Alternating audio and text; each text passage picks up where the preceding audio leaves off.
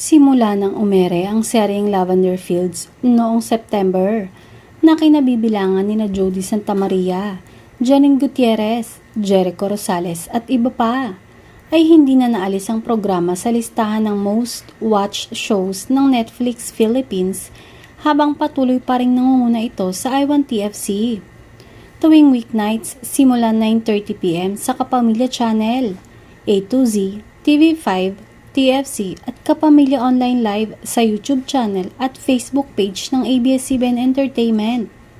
Mapapanood din ito ng advance sa Netflix at I1TFC.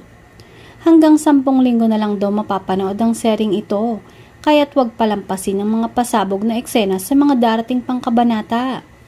Samantala, matatapos man ang seryeng kinabibilangan ng rumored couple na sina Janine at Jericho, ay hindi pa rin matatapos ang bonding ng dalawa.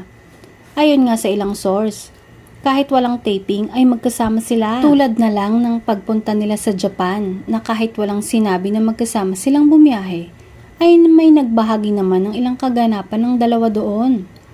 Mahirap nang paghiwalayin pa ang Ekonin. Bukod sa marami ng kinikilig sa kanila, ay mukhang hindi na din papaawat ang dalawa sa kanilang love story. Hiling pa ng ilang fans ay sana magkaroon sila ng movie together after ng seryeng Lavender Fields.